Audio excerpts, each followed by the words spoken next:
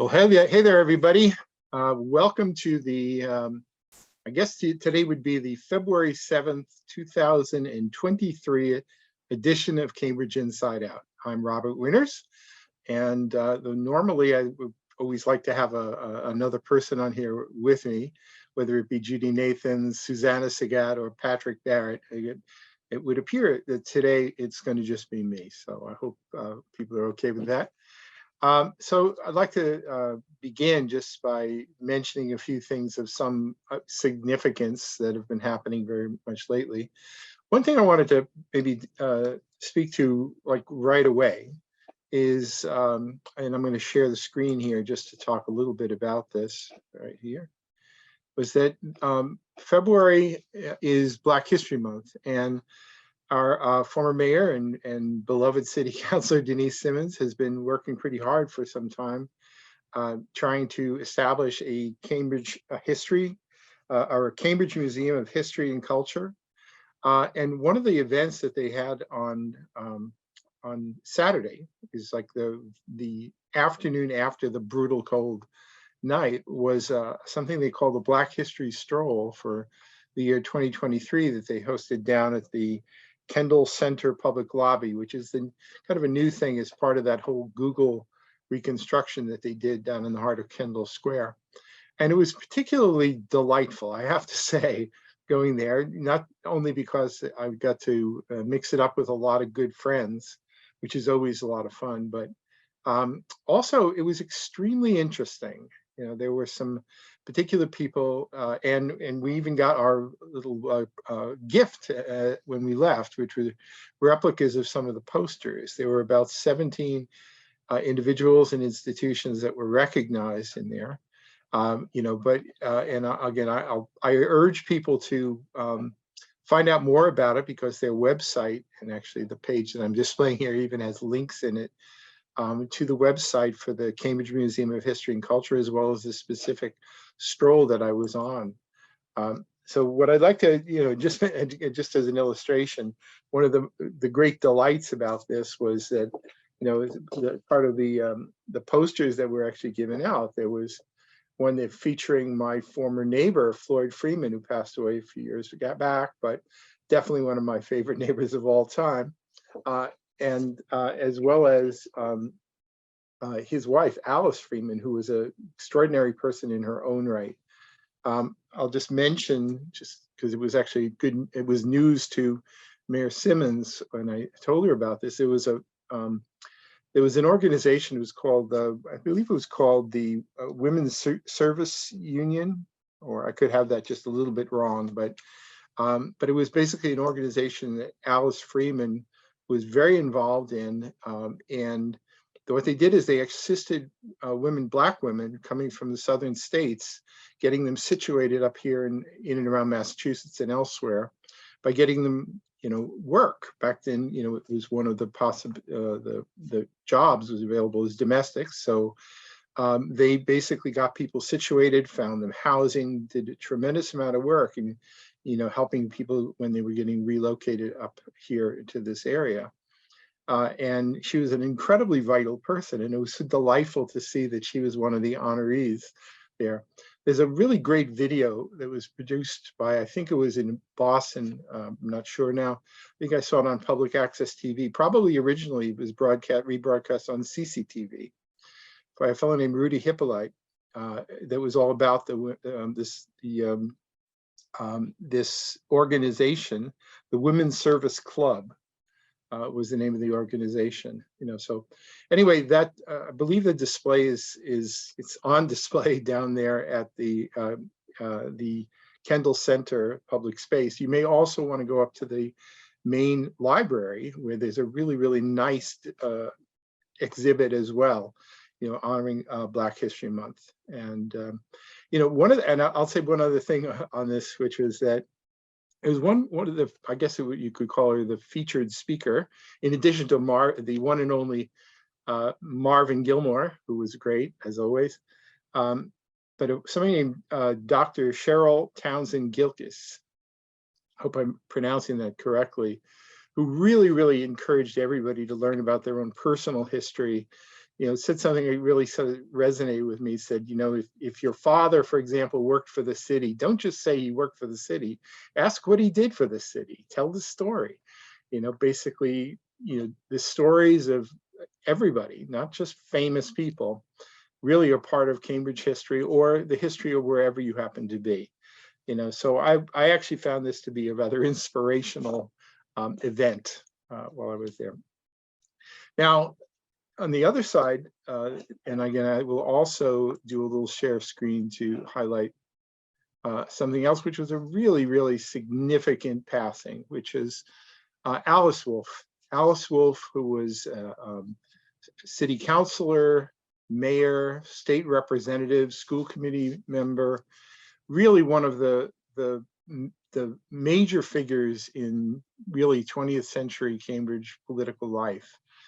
Passed away on Thursday, January 26th, of leukemia at the ripe age of 89. And I found myself, when I first heard the news, just sort of scrambling because, those of us who follow civic and political matters, we cross paths a lot. I've been a co-panelist with Alice Wolfe on at least maybe two occasions, talking about elections, political matters, and whatever, going back to like the early 1990s. So, and I just happened to dig out some photos. One was taken, I believe, at an Earth Day event in 1990 of Alice Wolfe and Evelyn Murphy, and another one when we actually went on a tour of what was later become the North Point area. Back then, it was just an abandoned, well, not abandoned, but it was a sort of railroad yards, warehouses, and dirt,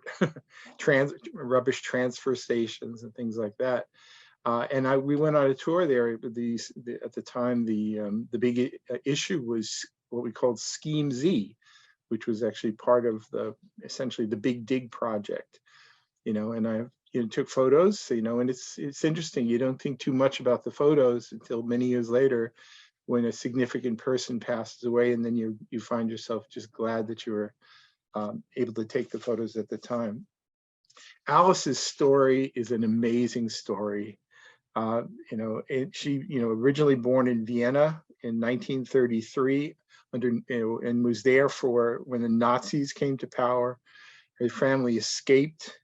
Eventually, she made it here. And one of the things that I didn't actually know until, and I'm going to just leave the share for a moment here, was that she actually worked at Draper Labs, and she was basically a tech person, really doing like research work, so before she, and then she did some work in management, and then eventually ran for school committee, served there for, I believe, 5 terms, and then originally tried to go to city council, but it was a year. She had a huge vote total in her last year on the school committee, and said, "Oh, I can run for city council." But it was a year where all the incumbents were running, and I think, as anyone in political life knows, that running incumbents out of town is not the easiest thing to do. So that's the one time she lost an election, was when her first attempt at running for city council. In 1982. She was actually first elected to the school committee in 1973 and was elected through 1979. She ran unsuccessfully for city council in 1981, but then afterwards, so she was actually 4 terms on the school committee. She successfully ran for city council in 1983 and all the way through the election in 1991. Her vote total actually in the 1991 election, she went out on top, was pretty much close to the record high in terms of, basically what we say in PR elections, double quota. I mean, she was an amazingly popular political figure. So anyway, farewell, Alice Wolfe, really one of the greats. And I think it's also worth noting that, she was just a couple of years ago, we lost both Frank Duhay and Barbara Ackerman, who were former mayors. And just a month ago, we lost Sheila Russell and now Alice Wolfe. So, I guess really, as people like to say, the sort of end of an era in a way. turning of a page on the other hand as well. So anyway, I think that was, really significant in every imaginable way. Now back to some of the sort of more current sort of political fervor. I was, so today's a Tuesday. Yesterday was a Monday city council meeting, and it was now the second meeting in a row it was second regular meeting of the Cambridge City Council that was basically disrupted by a group called the Party for Socialism and Liberation, who are utilizing the tragedy of a death of a 20-year-old gentleman in Cambridgeport, in a police interaction. Basically it's starting to look as though for the foreseeable future, every time the Cambridge City Council tries to meet in a live meeting, this group will likely be there to shut the meeting down and then force them, unfortunately, to then reconvene in Zoom. Again, for those of us who actually prefer to be at public meetings in person, we basically get denied the opportunity because there's a group of people basically just not going to let it happen, and there's apparently no political will to basically intervene in order to, basically keep them out of the chamber from doing what they're going to do. So in a way, it's becoming almost a routine, which is sad to say.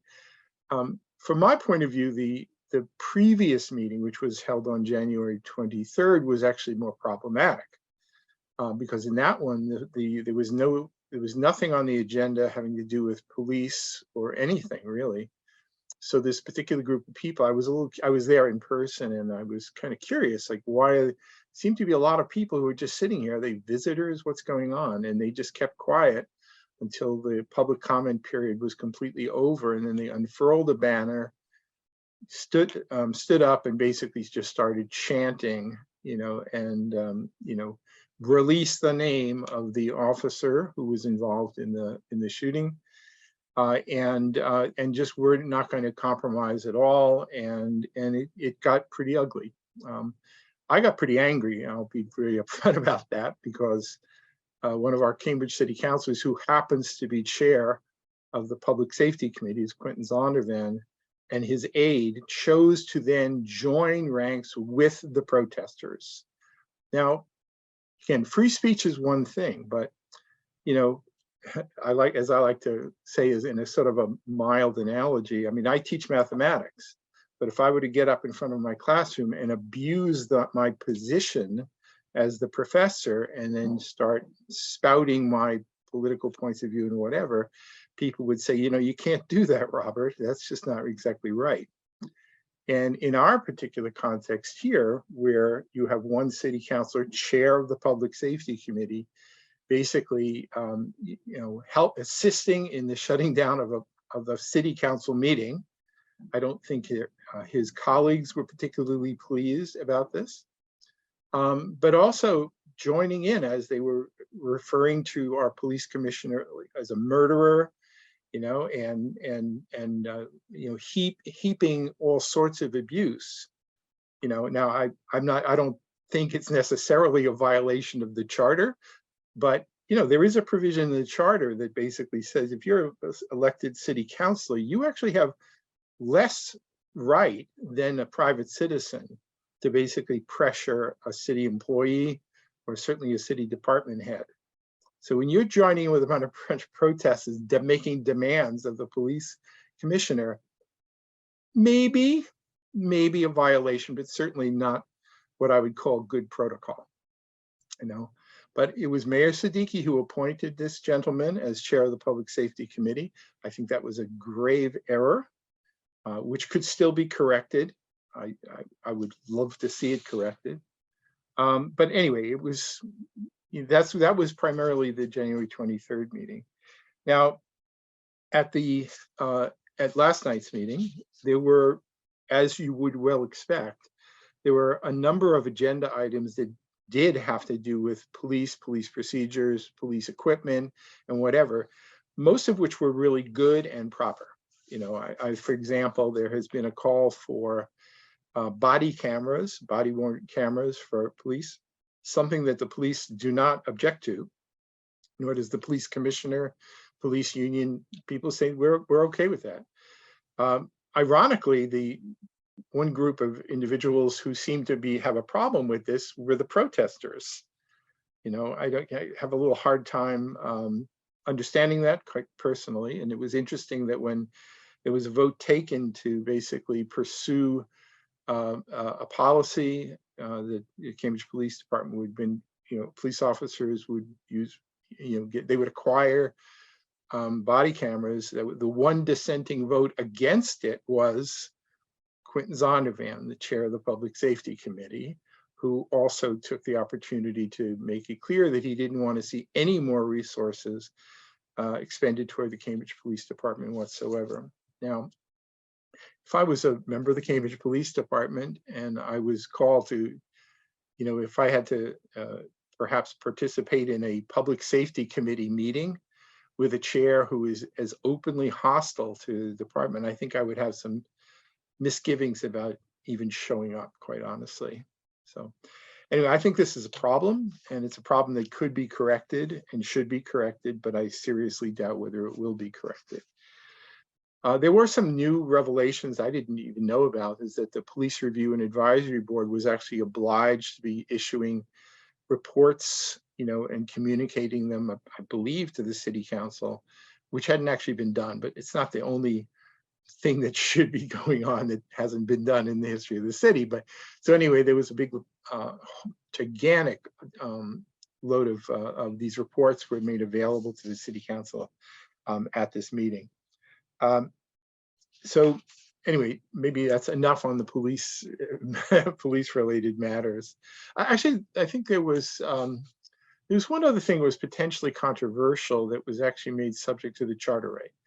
So it was one City Council order that basically called, again, because this happened a few years ago, called for basically passing the notion of traffic enforcement toward some other mechanism other than actually having police pull over vehicles.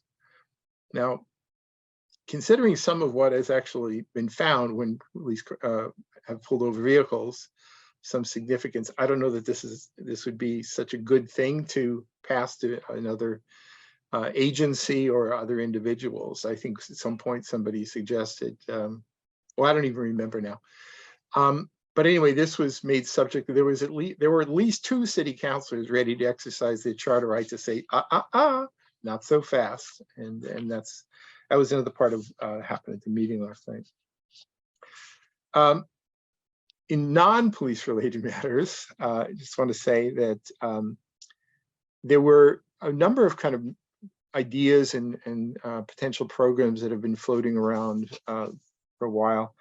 One thing we actually have, and we're actually those of us who buy our electricity through the Cambridge's Municipal Aggregation Program, or whatever it's called, we're actually getting a nice bargain right now compared to Eversource straight electrical costs, which really shot up this season. So we're actually getting a bit of a bargain, but apparently you do have an option if you want to buy the 100% green, meaning all, you know, at least clerically all attributable to renewable resources, and you pay a little bit of a premium, but even that premium is still cheaper than what the Eversource is charging right now.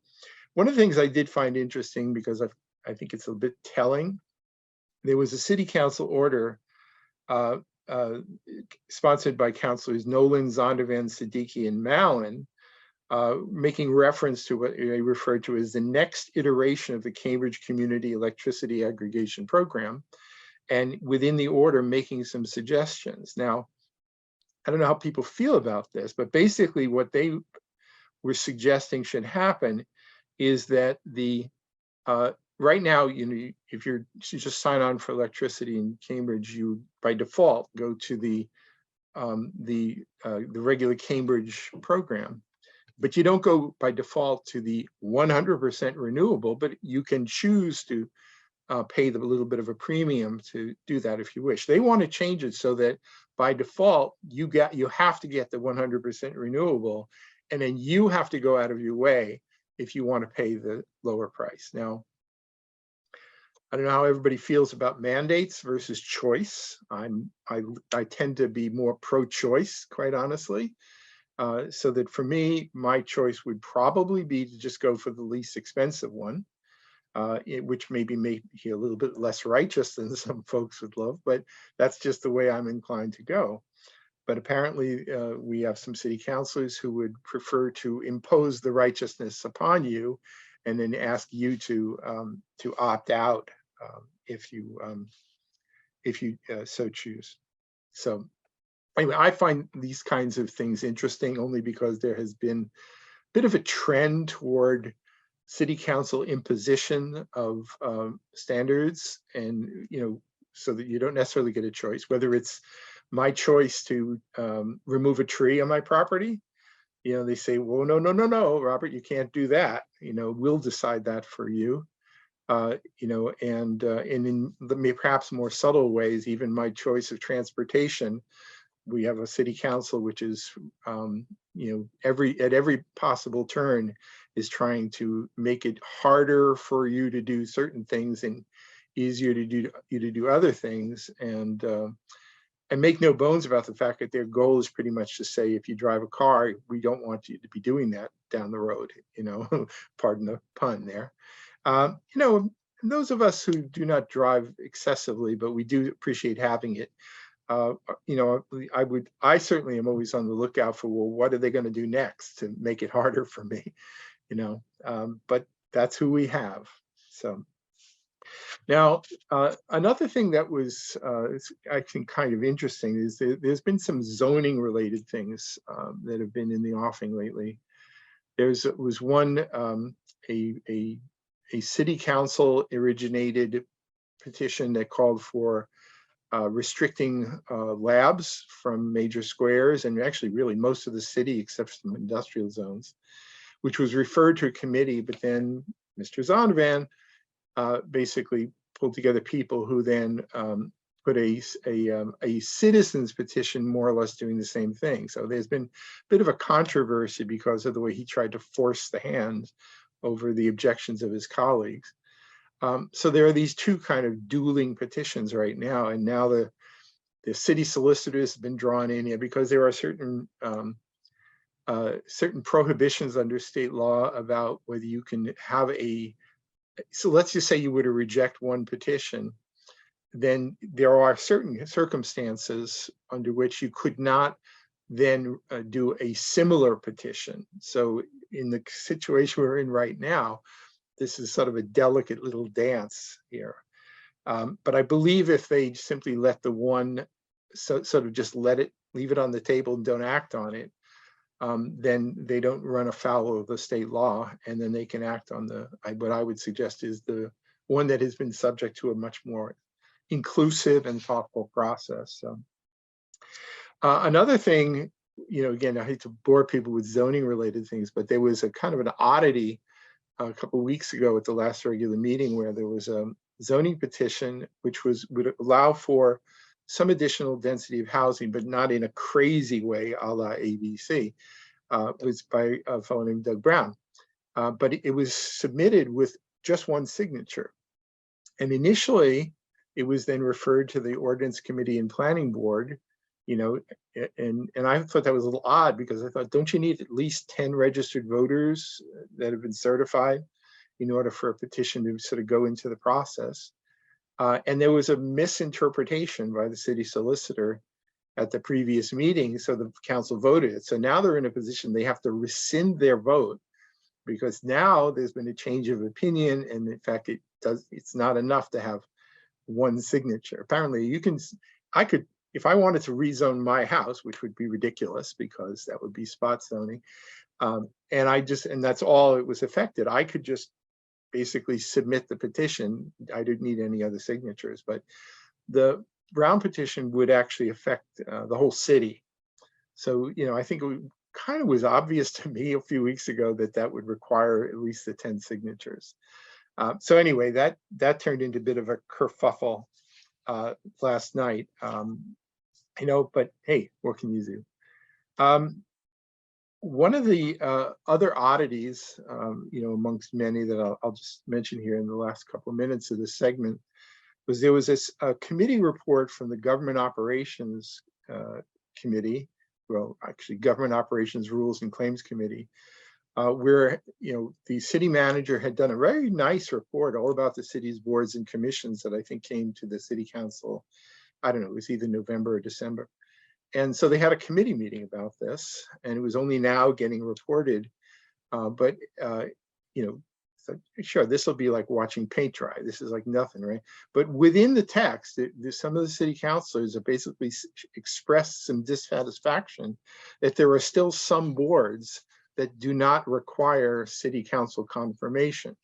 I don't know that they were very specific about it, but I'm a little perplexed at this unquenchable desire to get control over everything, basically for the legislative body to wrest a maximum amount of executive control that they possibly can. So would this mean that, for example, election commissioners, which are currently, the election commission was created under state law, not by the city charter, they would basically, as part of, they're proposing that they have a charter change where they would basically get approval over all these other boards and commissions. Now, whether that includes things like the License Commission, the Election Commission, or the newly appointed Traffic Board, who's to say? I assume that they would include the Traffic Board if they had their way.